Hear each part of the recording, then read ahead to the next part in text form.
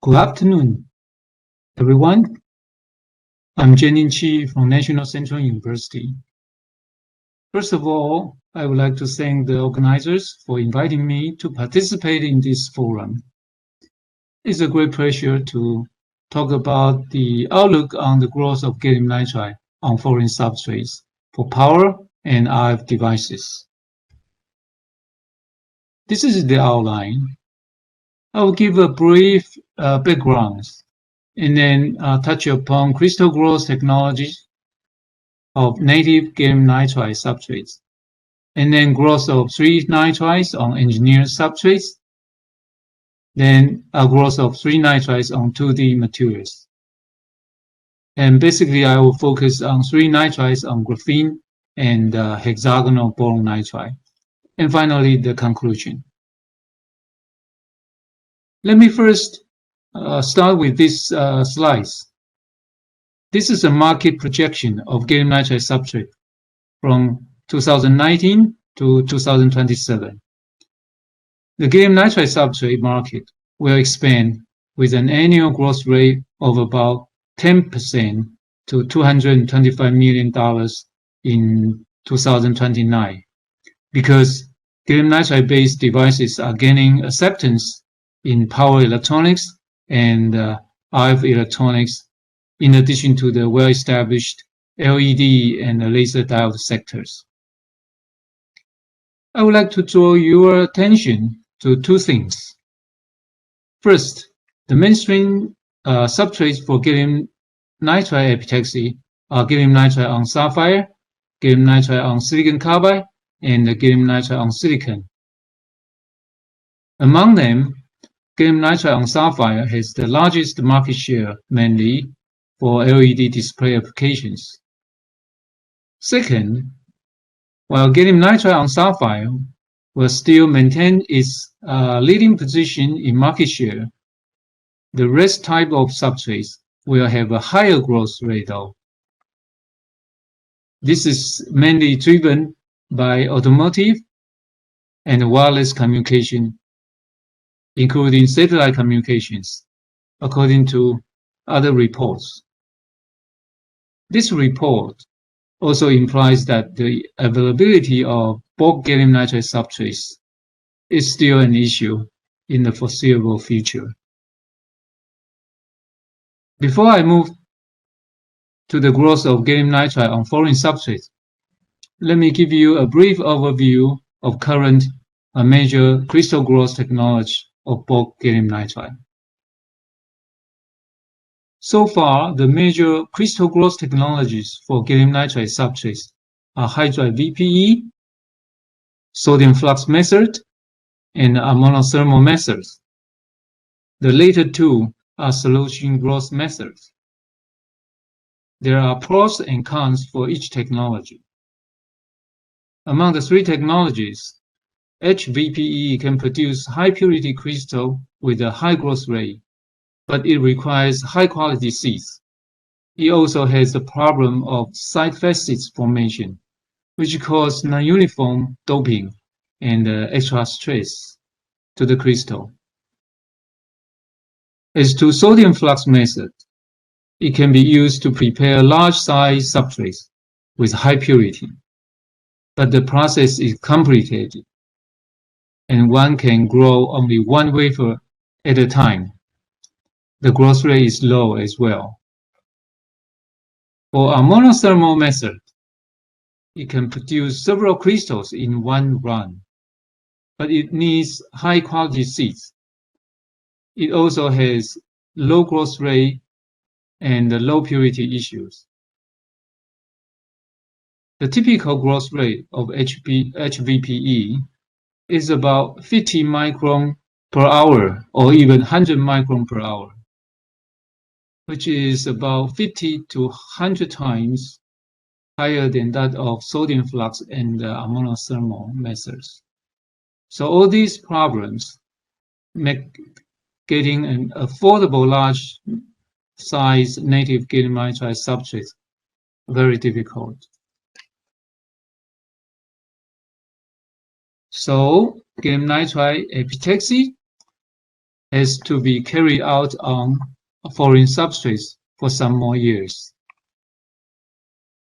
When choosing a substrate for gallium nitride epitaxy, we have to consider the following fundamental aspects.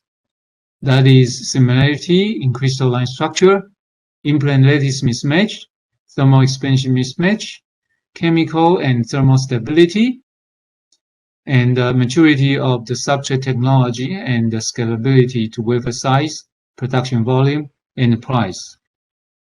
And so far, the mainstream substrate for gallium nitride epitaxy, that is sapphire, silicon, and silicon carbide, as said earlier, they do not meet these criteria fully. This is why gallium nitride devices run on these substrates have not performed to their full potential. In addition to the criteria mentioned above, functionality of substrates sometimes is also an essential point of consideration. For high-power vertical devices, a conductive substrate is required, while for RF devices, a high-resistivity substrate is desirable. So, the search for novel substrates or approaches for gallium nitride epitaxy is still a subject of great interest. Here are some of the approaches or materials that have been explored for the purposes of improving crystal quality and or functionality required by specific applications. So let me show you some examples for these substrates in the following slides. The QST substrate offered by Chromis is a good example of novel substrates for gallium nitride epitaxy. This substrate is formed by bonding a thin layer of silicon to a material that has a similar thermal expansion coefficient with gallium nitride.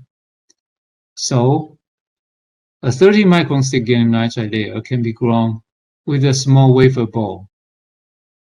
Besides, the dislocation density in the gallium nitride film is quite low, as indicated by the small line width of its X-ray diffraction rocking curves. This substrate is considered very suitable for gallium nitride power devices and might be able to compete with silicon carbide substrate. Another example is SOI substrate. My collaborators, Professor Chyi at Chang'an University, compared the performance of MIS HAMD on SOI and high-resistivity substrates.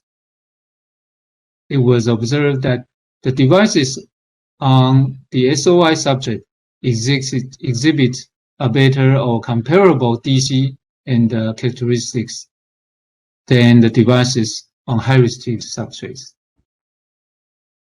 For instance, you can see because of the reduced shunt capacitance, the devices on SOI substrates exhibits higher FT, Fmax, PAE, as well as linearity.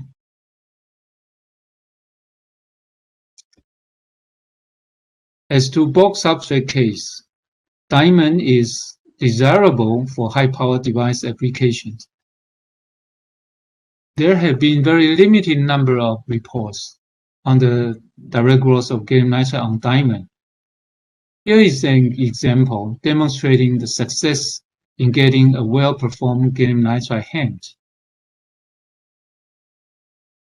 Although the mobility of this sample is only 750 centimeters square per voltsecond at room temperature, which is still much lower than about 2000 we got in gallium nitride on silicon sample.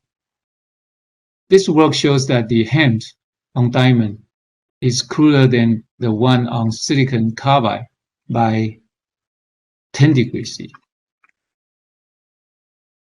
Another example is HAM structures grown on aluminum nitride freestanding substrate, because aluminum nitride has a high thermal conductivity. As shown in these figures, the device on aluminum nitride exhibits both low gate leakage current and drain leakage current. So this device can be operated at much higher power density than its silicon carbide counterparts at X-band. So next, I will show you some works about gallium nitride epitaxy on 2D materials. In recent years, a novel epitaxial method based on a van der Waals force to grow three-dimensional nitride semiconductors on two-dimensional materials opens a new area for nitride-based devices, including optoelectronic and electronic applications. DSP two-bonded 2D materials with hexagonal in-plane lattice arrangement and weakly bonded layers can relax the strict requirements of the lattice and the thermal mismatch between nitrides and the heteroepitaxial substrates. It also allows transferring nitride devices to an arbitrary substrate due to the weak van der Waals in the interaction between 2D materials and the nitride overgrown layers. Here, I will focus on recent progress in the growth of nitride films on graphene and hexagonal boron nitride. The first challenge to grow nitrides on a 2D material is to introduce proper nucleation size, because the van der Waals bonds between the overgrown materials and the 2D layer is very weak. As indicated by the table on the right, the surface free energy of 2D materials is much lower than those of 3D materials. So, thermodynamically, nucleation on 2D material is unfavorable. The introduction of a functional layer and/or surface treatments such as oxygen, nitrogen plasma treatment, ammonia treatment has been used to induce surface step edges or defects to facilitate the nucleation on 2D materials. I will show an example of this, but before that, there is one more point that I think is worthwhile to mention with regards to van der Waals epitaxy. This slide shows the schematic growth scenarios for gallium nitride epitaxy on graphene and hexagonal boron nitride of different thicknesses. In the case of gallium nitride growth, as shown in figure ABC, the atomic potential fluctuation can transmit one monolayer and two monolayer, which leads to the formation of single crystalline gallium nitride thin film. However, when the thickness of graphene is 3 monolayer or thicker, a polycrystalline gallium nitride film is obtained. If we replace the nonpolar graphene interlayer with a polar hexagonal boron nitride, as you can see on the lower figure DEF, the ionic nature of hexagonal boron nitride will interact with the add atoms together with the substrate. So we need a thicker hexagonal boron nitride to reduce the transparency of substrate's atomic potential, so as to obtain a single crystal gallium nitride film. In the following slides, I will give some works about gallium nitride-based devices that prepare by van der Waals epitaxy. As mentioned earlier, growth of gallium nitride on perfect graphene layer is difficult due to the lack of step edges for gallium nitride depletion. So in this work, Chyi and his co-workers used oxygen plasma to create step edges of graphene and increase the wettability of graphene. It was found that only polycrystalline gallium nitride film can be obtained if the growth is carried out on the treated graphene directly. So they need to use a high-density zinc oxide nanowalls as an intermediate layer to obtain a single crystal gallium nitride. Here is an example. They fabricate indium gallium nitride multiple quantum well LEDs on this gallium nitride film. Due to the weakly bonded graphene layers, it is also convenient to transfer the epi layers to other substrates. So this group demonstrated that the mechanical removal of gallium nitride-based LEDs from graphene layers to transfer these LEDs onto metal, glass, and plastic substrates.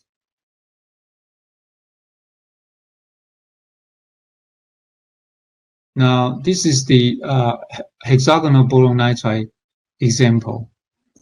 This slide shows the work by Kobayashi at NTT Basic Research Laboratories.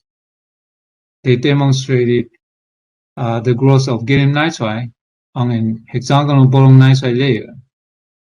They successfully demonstrated both LED and HEMS on hexagonal boron nitride layer and transferred them to foreign substrates. And the slide shows an example of transferring the LED to another substrate.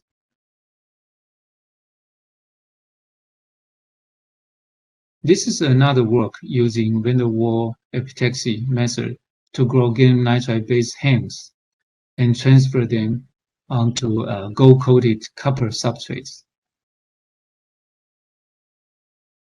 As you can see from the IV characteristics on the right, the self-heating effect at high current regime is significantly suppressed after the transfer, as shown by the red curves in the IV characteristics.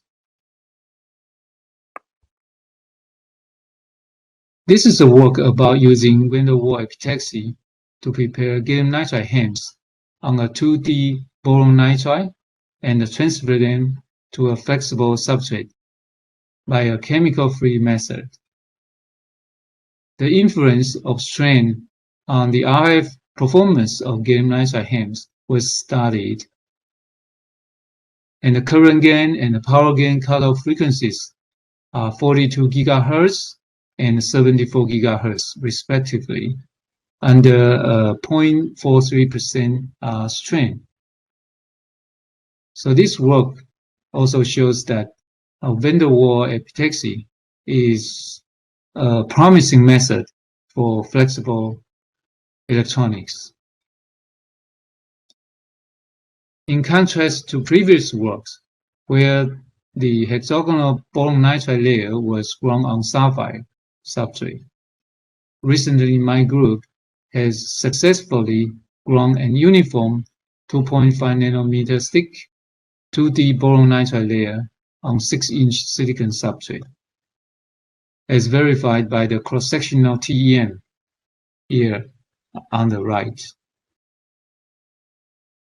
Its RMS roughness is only 0.38 nanometer. So it is a promising platform for wafer-level van der Waals epitaxy and the device fabrication for gallium nitride power and RF devices. Here comes the conclusion. gallium nitride on sapphire, gallium nitride on silicon carbide, and gallium nitride on silicon will continue dominating the substrate market for some time. But the attempts to find alternatives with better lattice and thermal matching at an affordable price will also last. And I hope I can persuade you that van der Waals epitaxy opens a new horizon for realizing high performance and high reliability gallium nitride power devices and RF devices, which are highly desirable in EV vehicles. Thank you very much for your attention, and I'm happy to answer any questions that you may have. Thank you.